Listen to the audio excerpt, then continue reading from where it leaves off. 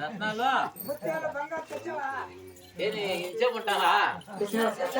అన్ని పెట్టుకేసుకొని వచ్చినా అవును కదా? అమ్మా ముందురా చూడమ్మా, చూడ నీకు అనుమానం ఏమొద్దు నీకు ఇస్తామని రత్నాలు ముత్యాలు బంగారు ఇదిగో, మా షాపులో సార్ తీసుకోకుండా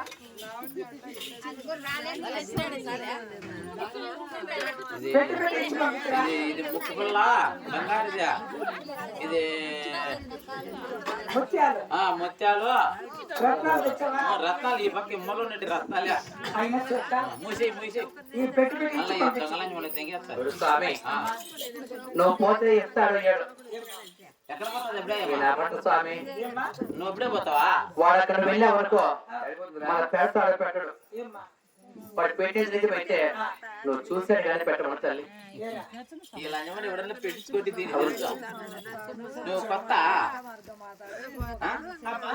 పెట్టించుకున్నా కొత్తగా ఎమ్మికే ఎమ్మి తెలు నువ్వు లోపల పోయి చెప్తా నువ్వు ఎప్పుడన్నా నీ ముందు పెట్టింటానని నా ఆయన పెట్టే పంపించరా? ఎట్ట తిరిగి మీకు మనస్తృప్తిగానే పంపించప్ప మా షాపులు పెడతాను తీసుకోమ్మా.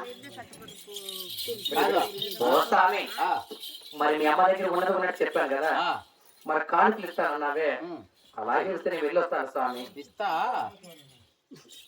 నాకు ఏమన్నా చెప్తావా ఏమని మా అమ్మకి నిజం చెప్పినా అబద్ధం చెప్పినా నమ్మాలంటే నాకు నేను మగవారికి చూసేది లేదన్నయ్యా మగవాళ్ళు చూడవా ఆడవారు మాత్రమే అత్తకు నమ్ము చూసి చెప్తారు మగవాళ్ళకి అడ్రస్ మగవారికి చూసేది లేదు అసలు చెప్పేది లేదు ఏమిటా పార్టీనా ఎట్లా లేదు స్వామి ఎవిటాలంటే మగవాళ్ళకి మగవారు చెప్పాలి ఎప్పుడు కూడా చూసేది లేదు ఇప్పుడు ఎంత నీకు వయసు ఇప్పుడా నాక స్వామి ఉంటాయి 25 సంవత్సరాలు 25 ఏళ్ళు అంటే సుమారుగా తెప్పించుకుంటావా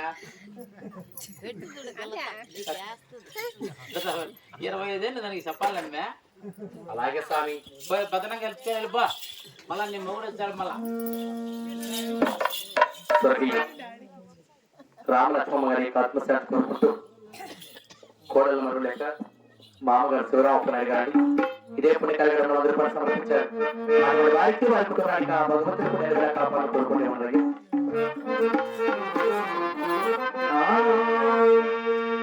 మట్టి తీసావా